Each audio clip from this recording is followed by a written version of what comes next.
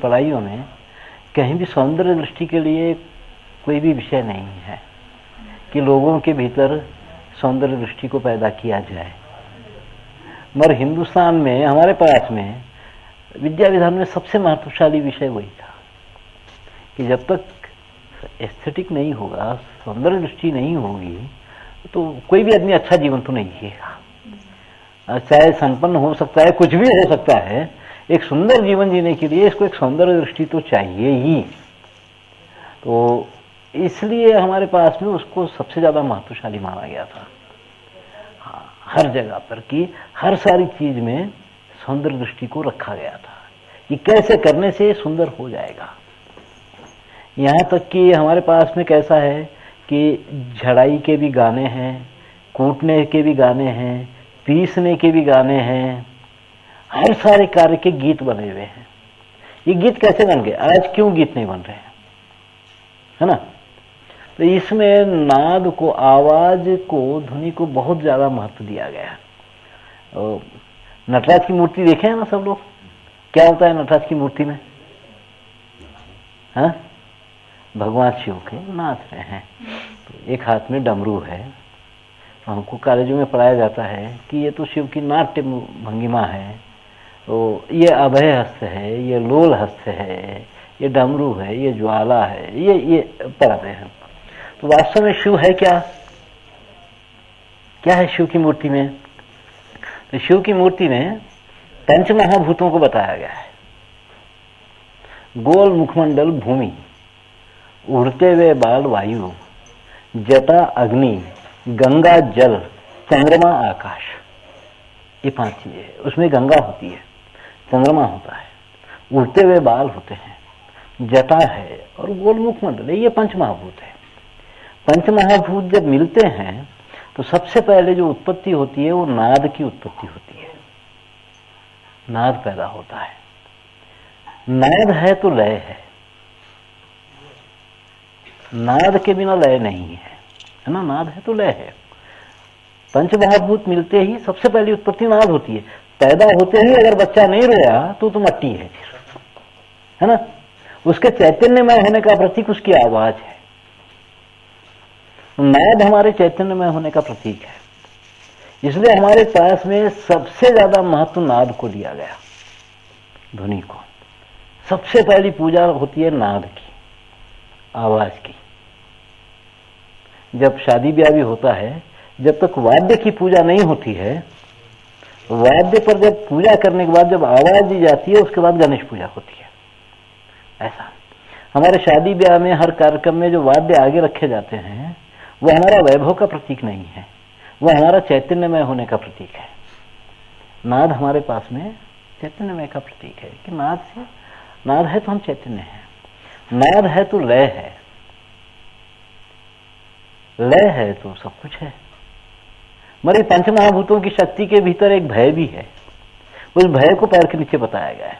भय को खत्म करके ही हम तांडव कर सकते हैं, और तांडव परिपक्वता की चरम सीमा का नाम है ना? तांडव अपने पास में कैसा हुआ है? एक बार तंडुक मुनि शिव के पास गए, तो ये जाके बैठे हुए थे, तो शिव बड़े जरा आनंद में आ गए, तो कूदने लग गए। हाँ, कूदने लग गए। तो ये देखिए कि ये तो कोई नृत्य नहीं है, कुछ भी नहीं है, मगर बड़ा लयबद्ध है।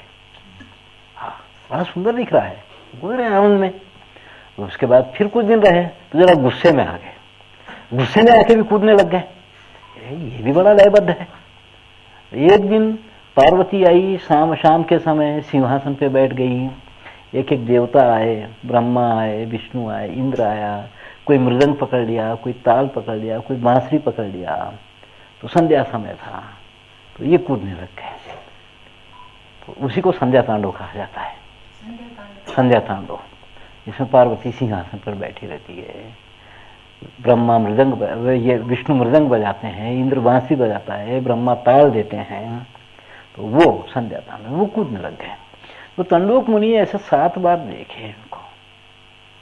वो देख करके देखे कि ये तो कोई नृत्य की शैली तो है नहीं, हर बार ये कूद रहा है, मगर बड़ा लयबद्ध है, बड़ा सुंदर है। तो उसको भूमि में प्रचार में लाए, वो तांडव कहलाया। भूमि पर आकर के उसको प्रचार मिला, तांडव कहलाया।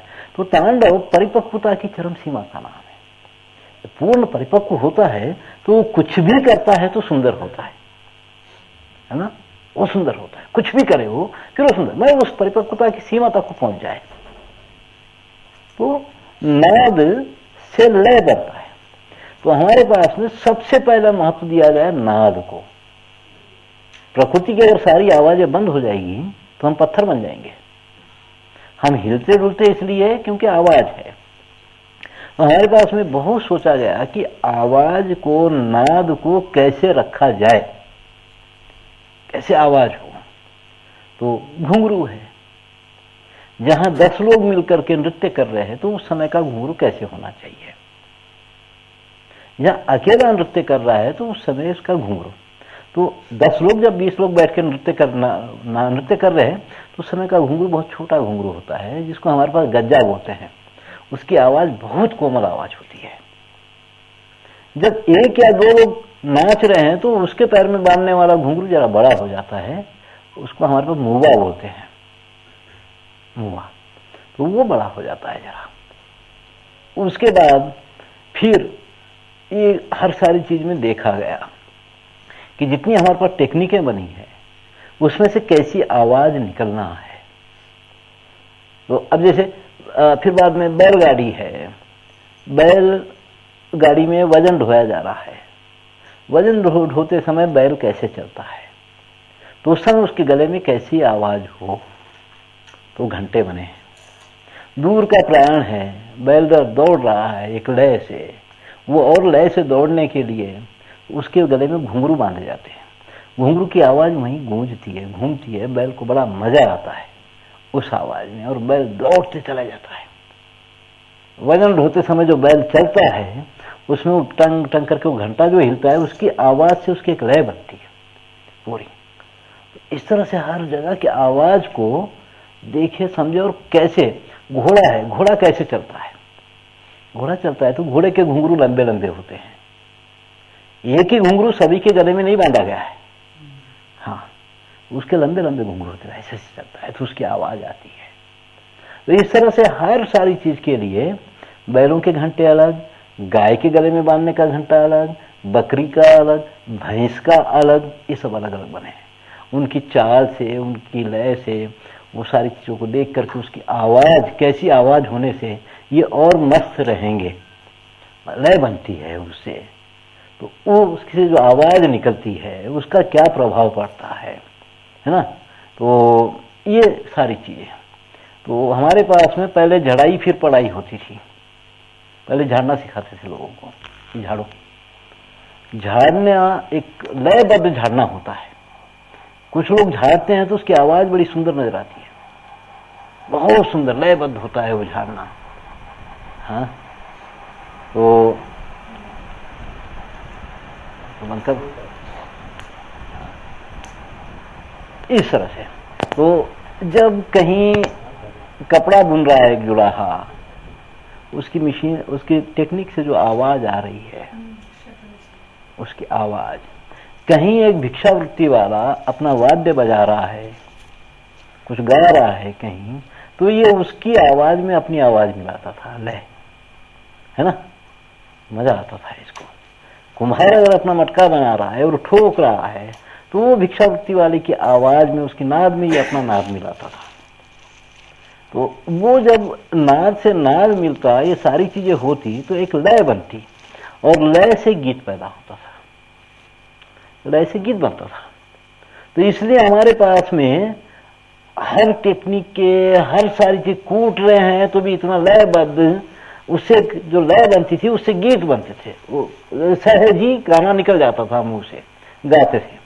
तो अब यही एक बार प्रश्न उठा था दिल्ली में, IIT में, मैं यही पूछा था, वैज्ञानिक लोग बैठे हुए थे, तो हमारे लोग तो आवाज को इतना बड़ा महत्व दिए हैं, आधुनिक वैज्ञानिक आवाज के बारे में क्या सोचे। मोटरसाइकिल पे बैठ के जा रहे हैं तो कोई गीत पैदा होगा क्या? कभी नहीं। बस में बैठे हुए हैं, कुछ नहीं कर रहे हैं, फिर भी थक जाते हैं, क्योंकि उसकी आवाज का हमारे शरीर के साथ कोई संबंध नहीं है, कोई रिश्ता नहीं है ना। एक बैठे हुए बड़ी शांति से बात कर रहे, एक ट्रैक्टर निकल जाए तो आत्मा तक कांप जाती है। एक कारखाने में अगर घुस के निकल के आ जाएंगे तो आधा घंटा तक हम आदमी नहीं बनेंगे। इसलिए हमारे पास में कि ये नाद जो है, ये नाद के बारे में आजकल ज्यादा सोचा नहीं गया है कि इसका हमारे शरीर के साथ क्या रिश्ता है, क्या संबंध है। मगर पहले के लोग ये बहुत गहराई से सोचे कि हर सारी चीज से कैसी आवाज निकलना चाहिए और वो आवाज से कैसी लय बन रही है, तो उसके हिसाब से फिर गीत बनते। इसलिए हमारे पास बहुत गीत बने हैं। आज पूरे गीत खत्म हो गए क्योंकि लयबद्ध जीवन खत्म हो गया। लय के लिए जैसी आवाजें चाहिए थी वो खत्म हो गई। तो आवाजों पे देवालय, शिवालय है, वैष्णवालय है। शिवालय का घंटा कैसे होना चाहिए, वैष्णवालय का घंटा कैसे होना चाहिए, चर्च का घंटा कैसे होना चाहिए, ये घंटों के अलग अलग है। शिवालय के घंटे से शिव का नाद आना है और वैष्णव के घंटे से, विष्णुवालय से जो घंटे का नाद आता है वो ओंकार का नाद आना है, ओम का, और इसमें से शिवा का नाद आना है। वो चर्च का घंटा होता है, बहुत उदासीन आवाज होती है उसकी। हाँ, चर्च में जो बजता है घंटा, वो टंग कोई मरे वरे पर कभी आवाज होती है तो वो घंटा बजता है तो वातावरण में उदासीनता छा जाती है। हाँ, है ना, वो एक उदासीनता के इसको लेकर के तो ये सारी चीजें हैं। क्योंकि मैं बहुत घंटे बनाया है, मेरे को मालूम है। हाँ, चर्च के लिए एक घंटा बनाया था मैं, खूब एक 40 किलो का घंटा बना के दिया था चर्च के लिए। तो बहुत फादर वादर आते थे मेरे पास में, तो उनसे बातचीत करने के लिए बहुत दिन लगाया था मैं घंटा बनाने में। आराम से घंटा बनते रहा, आते बैठते खूब बात होती थी। वो घंटे हमारे सारी चीजों पर काफी सोचा गया कि आवाज का क्या प्रभाव होता है वातावरण में और हमारे शरीर के साथ, है ना। इसी तरह से हर सारी चीज के बारे में सोचा गया खूब कि कैसे लोगों में सौंदर्य दृष्टि को कैसे पैदा किया जाए। तो उसके लिए हमारे पास में बहुत अच्छी प्रक्रिया चली है। फिर एक चीज होती है कि हमारी जैसे पूजा पद्धति है, पूजा पद्धति कब बनी है ये सोचना पड़ता है, कब बनी।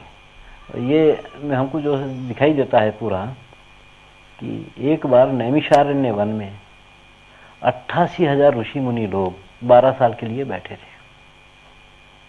क्यों बैठे ये लोग 12 साल? क्या काल था?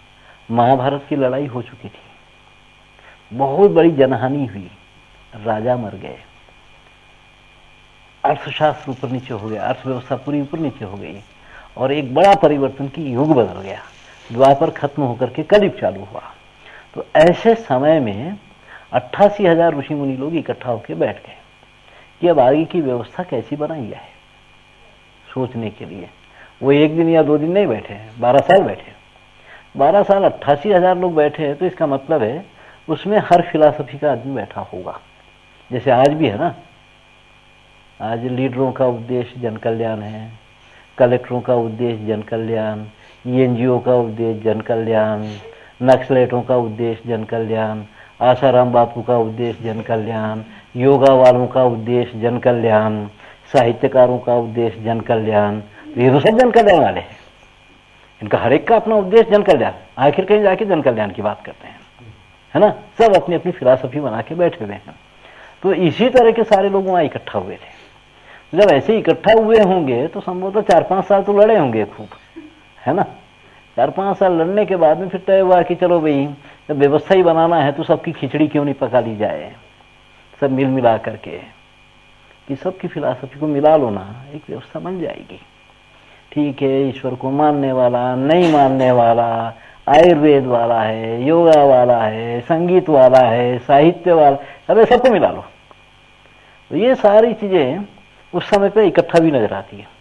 उस समय तो बड़ा निर्णय लिया गया था कि कलयुग में कोई वानप्रस्थी नहीं होगा, इसलिए वानप्रस्थ पे बात न की जाए। उस समय का ये निर्णय है। उस समय कुछ ऐसे निर्णय लिए गए थे। वानप्रस्थ नहीं है कलयुग में। कहाँ है कलयुग में वानप्रस्थी? कोई नहीं बनेगा। हाँ, तो इसलिए वानप्रस्थ पे ज्यादा जोर न दिया जाए, सीधा सन्यासी बनने की आज्ञा दे दी जाए। हाँ हाँ, सन्यासी। चाहे तो सन्यासी बन जा सकता है, वो सन्यास ले सकता है, और वानप्रस्थ पे ज्यादा जोर न दिया जाए, कोई करीब में कोई वानप्रस्थी नहीं होगा करके वानप्रस्थ को जरा बाजू में हटा दिए वो लोग। इस तरह बहुत सारे निर्णय लिए।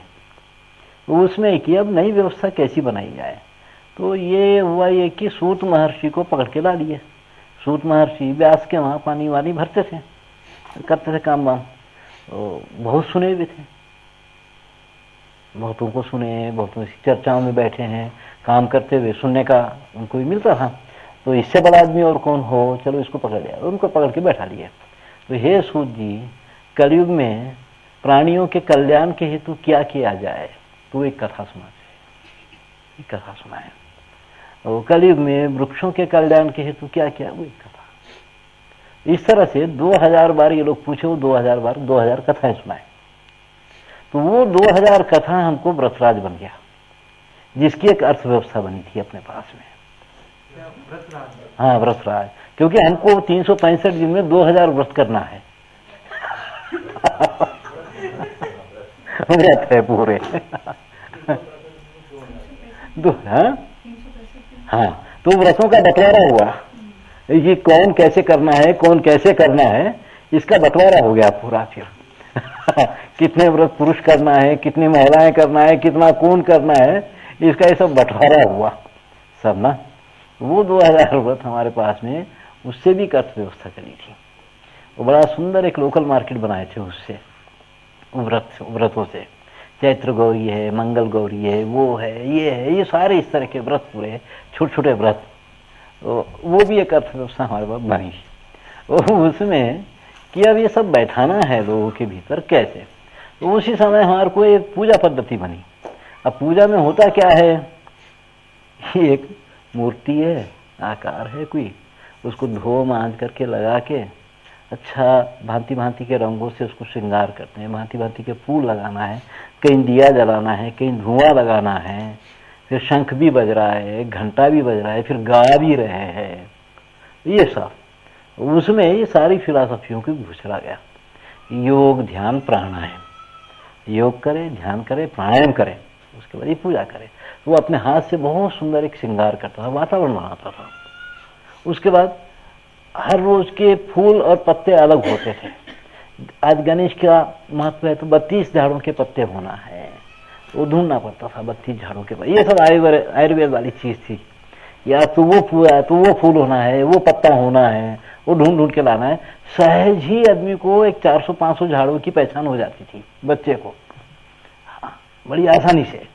ये तो गणेश पूजा है तो 33 झाड़ों के पत्ते लाना है भी, या फिर आज उसकी पूजा करना है तो वो पत्ते लाना है। ये बहुत पौधों की पहचान, झाड़ों की पहचान सहज हो जाती थी। उसमें गा भी रहे हैं, फिर वो संगीत भी है। तो ये जो कार्य कर रहा है, एक छोटे से वातावरण को इतना सुंदर बना देता है। तो उसमें रंग वंग लगे हुए हैं, फूलों से पूरा कंपोजिशन पूरा किया है, स्पेस डिवीजन है, कलर सेंस है, पूरा ये सब। वो सुंदर तैयार करने के बाद में वो पत्थर की मूर्ति इसको कुछ दे या न दे, ये कार्य मात्र इसको सौंदर्य दृष्टि प्रदान करता था। ये काम इसको सौंदर्य दृष्टि प्रदान करता था कि एक छोटे से वातावरण को बड़ा सुंदर बना देना, वो नित्य करना है हम लोग। तो ये कार्य इसको सौंदर्य दृष्टि पैदा करता था भीतर। और हर सारी चीजों के प्रति लगाव, योग के प्रति भी, आयुर्वेद के प्रति भी, गाने के प्रति भी, ये सारी चीजें उसमें सहज होती थी कि सारी चीजें तो होना है भी आदमी को, एक चीज से तो नहीं चलेगा। वह ये कार्य इसको सौंदर्य दृष्टि प्रदान करता था। तो ऐसे सारे कार्यों से हमारे भीतर एक सौंदर्य दृष्टि को पैदा किया गया। मगर खाली सौंदर्य दृष्टि नहीं, इसके साथ साथ और कई सारी चीजों को जोड़ा गया। इतने सारे कि पार्थिव शिल्प और पार्थिव चित्रकला, जो थोड़ी देर के लिए बना दिया जाता है फिर खत्म किया जाता है, खत्म कर देते हैं। एक आध दिन बनाएंगे, बड़ा सुंदर वातावरण बनाएंगे, उसके बाद फिर खत्म कर देना है, हाँ, विसर्जन करना है उसको। तो ये सब एक पद्धति बनी कि हर समय ये चलता ही रहे। क्योंकि हमारे पास में जो अर्थव्यवस्था बनी थी उसमें देना होता था, खींचना नहीं होता था। देना है, छोड़ना है हमको, खींचना नहीं है। छोड़ने की वृत्ति ऐसे कैसे बनेगी यार आसानी से? छोड़ते समय तो जब सबकी जान निकलती है, तो छोड़ने की प्रवृत्ति को पैदा करने और स्वभाव को बनाने के लिए ये सारी पूजा, एक तो सौंदर्य दृष्टि पनपे इसके साथ साथ, दूसरा छोड़ने की प्रवृत्ति पैदा हो। ये सुंदर वातावरण किए, चैत्र गौरी, मंगल गौरी, महालक्ष्मी, गणेश, दुर्गा, वो ये सब, ये बहुत कुछ है ऐसा। ये सब बड़ा सुंदर वातावरण तैयार किए, पूजा किए, समाज इकट्ठा हुआ, खाना पीना हुआ, सब हुआ। उसके बाद ले जाकर के पानी में विसर्जन कर देना है। छोड़ते समय किसी को दुख नहीं आना है ना? छोड़ते समय दुख नहीं आना है। ये धीरे धीरे कि किसी चीज को इतना सुंदर करने के बाद उसको छोड़ देना है पानी में, तो वो छोड़ते समय दुख नहीं आना है। तो ये बहुत दिनों में आदत हो जाती थी आदमियों को, ठीक है अब किए हैं इसको तो छोड़ना है। तो एक प्रवृत्ति कि छोड़ते समय दुख नहीं आना है। यहां तक इनकी आदत हो जाती थी कि शरीर को छोड़ते समय भी ये दुखी नहीं होता था। छोड़ना तो है ही भाई, चलो। तो सारे ये छोड़ने की एक पद्धति और उसके साथ साथ एक सौंदर्य दृष्टि को पैदा करना, ये सब हमारे पास में बड़ा सुंदर। इसलिए हमारे पास इतने त्योहार बने हैं, हर महीने को, हर समय को, हर वातावरण को हम इस प्रकृति के साथ जी रहे, इस प्रकृति को और कैसे सुंदर कर सकते हैं, ये प्रकृति को ही सुंदर कर डालना, ये हमारे पास में ये बहुत बड़ा प्रयत्न हुआ था। कार्तिक मास है, कार्तिक मास का एक महत्व होता है। सुबह 4 बजे उठ करके स्नान करके वो आरती करना है, काकड़ा आरती। वो 1 महीने में वो बहुत महत्वशाली होता है, 1 महीना वो करना है लोगों को। एक तो कार्तिक मास का ऐसा है कि बरसातें खत्म होकर के सर्दियां चालू होती है। सर्दी चालू होती है तो सर्दी जैसे जैसे होती है आदमी घुस घुस के सोता है। तो उस टाइम पे ये एक कार्यक्रम, उठो, नहाओ, मंदिर जाओ, आरती करो। तो वो 1 महीना सुबह 4 बजे उठने की उसको आदत पड़ जाती है। उसके बाद आगे के 2 महीने आसानी से निकल जाते हैं सर्दियों के। ये एक बड़ा उद्देश्य है। मगर उसके साथ साथ उस वातावरण को सुंदर करना, क्योंकि वो 1 महीना हवाएं नहीं चलती है, जो दिया जहां भी लगाते हैं वह जलता है। इसलिए वो महीना पूरा दियों का महीना है। आकाश दीप लगाया जाता है, नीचे पाताल दीप होता है, आंवले के ऊपर दिए, पानी में दिए छोड़े जाते हैं, वृक्षों के नीचे दिया, आंवले के झाड़ के नीचे दिया लगाना है, वो झाड़ के नीचे दिया लगाना है। वो वातावरण बहुत सुंदर हो जाता था। हैदराबाद में जब पढ़ता था मैं, तो वहां से गर्मियों की छुट्टियों में दिन में निकलता था। बड़ौदा में जब पढ़ता था तो मैं नागपुर से शाम में निकलता था, क्योंकि वो जब हैदराबाद से निकलता था गर्मियों में, फागुन में, जंगल बहुत सुंदर पलाश के फूलों से लाल होकर रहता था, बहुत सुंदर लगता। वो देखने के लिए दिन में निकलता था। जब बड़ौदा से वापिस जाता तो शाम में जाता, नागपुर से शाम की बस पकड़ता, क्योंकि हर गांव में आकाश दीप लगे रहते थे। कार्तिक मास में खूब आकाश दीप, बड़ा सुंदर दिखाई देता था गांव पूरा। तो इस तरह से वो अपने वातावरण को ही सुंदर बना लाते थे पूरा। हर महीने का एक रिवाज है जो प्रकृति के साथ हमारे पास चलता है। पहली बारिशें होते ही हमारे लोग क्या करते हैं, गांव की सीमा के पास वहां हरियाली जैसे ही पैदा होती है तो गांव पूरा बाहर निकल करके एक पूजा करता है, उसको पस्कर राजू लोग पूजा बोलते हैं। तो हरियाली की पूजा करना होता है। तो वो गांव की सीमा के बाहर निकल करके उस हरियाली की वो पूजा करते हैं पूरी। एक दिन वहां भोजन वाजन होता है, उसके बाद में फिर घर लौटते हैं। वहां से प्रकृति की पूजा हमारे पास चालू होती है जब हरियाली पैदा होती है। तो वो प्रकृति की पूजाएं बहुत बार है अपने पास में। यहाँ तक कि हमारे पास में एक समाज है, होली के समय उनका बड़ा मजा आता है। वो आदमी के ऊपर रंग नहीं डालते हैं, वो पैरों में घुंघरू बांध करके जंगल में जाते हैं, झाड़ों पर रंग डाल डाल के उसके चारों तरफ नाचते हैं। वो झाड़ों के साथ होली खेलते हैं वहां पर। ये सारी अपने पास में प्रकृति के साथ में सामने करने के लिए बहुत सारी ऐसी पद्धतियां बनी है कि हरियाली पैदा होती है, इसकी पूजा की है। उसके बाद कैसे कैसे क्या क्या है ये सारा कार्यक्रम चलता है। जब जैसे पत्ते बड़े होते हैं या सब कुछ होता है तो उसका पूरा सब चलता है। एक वो पद्धति है पूरी पत्ता झड़ने तक की, कि पत्ता झड़ने के बाद भी जो जैसी पूजाएं होती है पूरी उस वृक्ष की। तो ये बहुत सुंदर, इससे एक सौंदर्य दृष्टि को प्रकृति के साथ संबंध मिल जाने की एक प्रक्रिया बड़ी सुंदर ढंग से हमारे पास में की गई है। ये बाद में तो ये सब अंधविश्वास में गिनती आया है ये पूरा, कि हमारे लोग अंधविश्वासी है। मैं एक गांव में मैं गया था नवज्योति, तो वहाँ पे एक घर था, यरकलोड जिनके बारे में बताया ना, उनका घर था। तो बड़ा घर है, घर के बाहर वो झोपड़ी बना करके जी रहे। तो मैं किसी के बारे में पूछते उनके पास चला गया, तो नहीं वो तो नहीं है। तो मैं पूछा अच्छा तुम तो यहाँ जी रहे, ये घर किसका है? ये हमारा घर है। बोले हाँ इतना बड़ा घर छोड़ के तुम ऐसे झोपड़ी बना के क्यों जी रहे हैं? नहीं घर में एलम्मा हो गई है, एलम्मा पैदा हो गई है, इसलिए घर छोड़ दिए। और मैं देख सकता क्या? तो हाँ देखो। तो भीतर जाके देखे तो एक सांप की जो दीमक की पूरी बम्बी बनी हुई थी, दीमक तैयार किया हुआ। तो वो हमारे पास में एलम्मा मानी जाती है। तो वो उस पे उसकी पूजा कर रहे हैं। तो पूरा घर भर के ये बाहर जी रहे हैं। तो मेरे साथ कुछ लोग थे, और तो वो देख करके हम तो निकल गए। जाने के बाद थोड़ी देर दूर जाते ही लोग बोले क्या गुरुजी इतना अंधविश्वास है, लोग देखो वो साफ करके रह सकते ना उस घर में, हाँ बाहर झोपड़ी बना करके रह रहे हैं, घर छोड़ दिए हैं, बैठिए ये इससे बड़ा अंधविश्वास और क्या होगा? क्यों तुम इसको अंधविश्वास बोल रहे हो? ये हमारे लोगों का प्रकृति प्रेम है। प्रकृति में जो भी चीज पैदा होती है उसको हम नाश नहीं कर सकते, हमारा प्रकृति प्रेम है। ये तो बहुत जगहों पर हमारा ये सब चलता है कि हमारे पास में जब लकड़ी के लिए जाते जंगल में, तो लकड़ी काटने कोई नहीं जाता था, लकड़ी चुनने जाता था। वहां ये बोला जाता था कि हम लकड़ी चुनने जा रहे हैं, लकड़ी काटने जा रहे हैं ऐसा कोई नहीं बोलता था, क्योंकि उस समय लकड़ी चुने जाती थी, झाड़ नहीं काटा जाता था। ये जंगल के फलों का फूलों का अधिकार हमारे पास में कोलियों का, कोली एक समाज है उनका है। वो कोली समाज में किसी पत्ते को या किसी डाली को वो लोग नहीं काटते हैं, नहीं काटना है। तो उनके अपने खेल होते हैं बहुत सारे, क्यों उस कोने में जो फल लगा है उसको चढ़ के तोड़ के लाना है। वो खेल चलते हैं उनके, वो जाते हैं, वो प्रैक्टिस करवाते हैं बच्चों को, झाड़ पे चढ़ना है, फल तोड़ना है, मार के या डाली काट के नहीं तोड़ना है फल। हाँ हमारे पास एक बुजुर्ग आदमी था आश्रम में, तो ये होता है ना मुनगा, क्या बोलते हैं उसको, हाँ तो उसका झाड़ है, बहुत नाजुक झाड़ होता है, तो उस पर चढ़ जाता था। हम बहुत जान घबराती थी, हम क्यों चाहता ऊपर क्यों चढ़ गए, उतर जाओ ना नीचे, काय के लिए मत तोड़ो। हाँ मैं कोली नहीं हूँ क्या? मैं कोली हूँ, मेरे को झाड़ चढ़ना नहीं आता? मैं ऐसा कैसा बोल रहे? मैं बोला दादा तुम करते क्या हो, इतना नाजुक झाड़ है, इतना नाजुक झाड़ है इसमें। बोले मैं वजन कम कर लेता हूँ अपना, तो वजन कम कर लेता हूँ। ये क्या है भाई? तो वो योग की क्रिया है, वो उनको आती थी।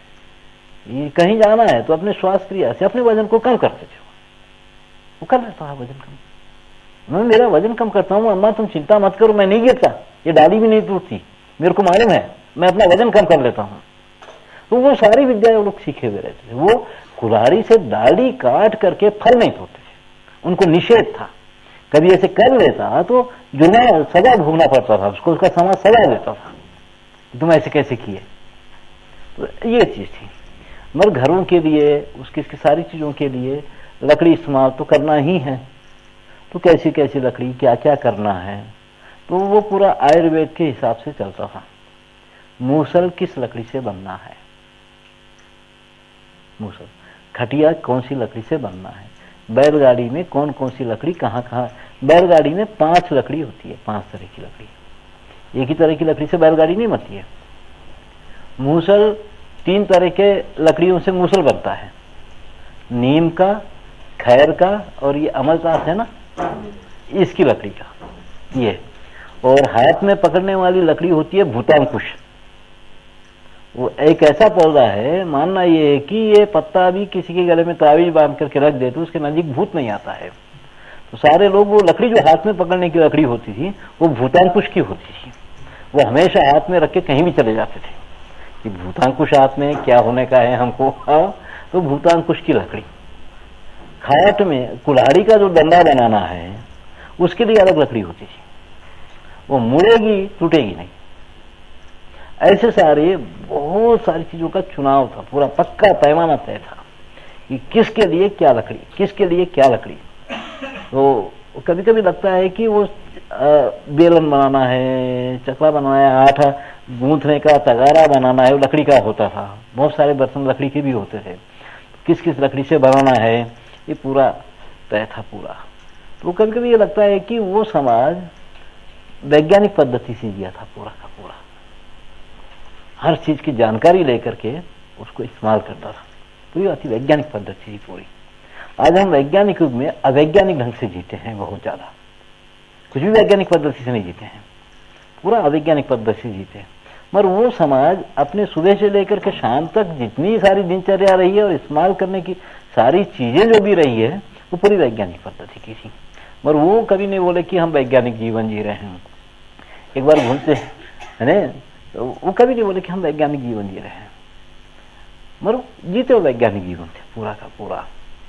वो उस तरह से हमारे पास में इस तरह की बहुत सारी चीजें की गई थी कि कैसे सौंदर्य दृष्टि पैदा होगी, कैसे लयबद्ध होगा सब कुछ, ये सारी चीजों में किस किस चीज की भूमिका होगी, ये सारी चीजों पर एक काफी गहरा एक अध्ययन रहा है हमारे लोगों का, और वो लागू किया गया है ना।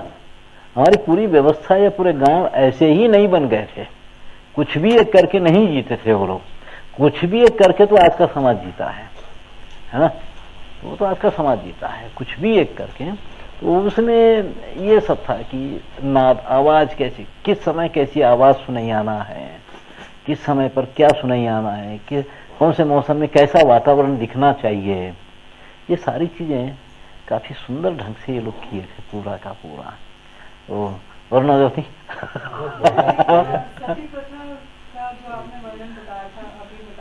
अरे वो रहने दीजिए, छोड़िए, क्या है, अब तो कोई हो नहीं अरे नहीं, वो छोड़िए उसको, क्या है, उसका हो गई सती प्रथा का काल गया करेंगे धीरे।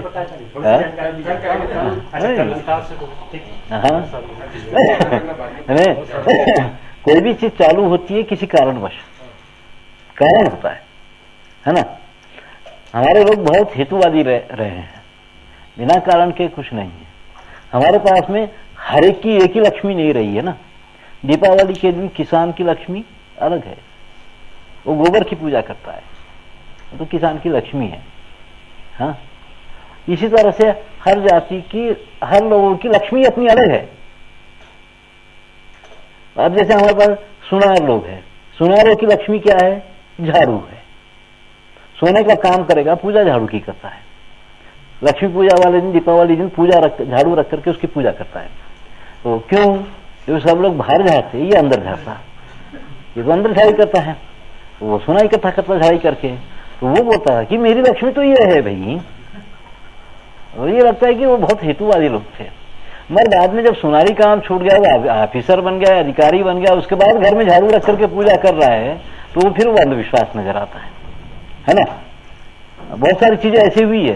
पहले 21वें बच्चा पैदा होने के 21वें दिन पर कुआं पूजने जाती थी, और फिर कुआं पूजने जाती थी।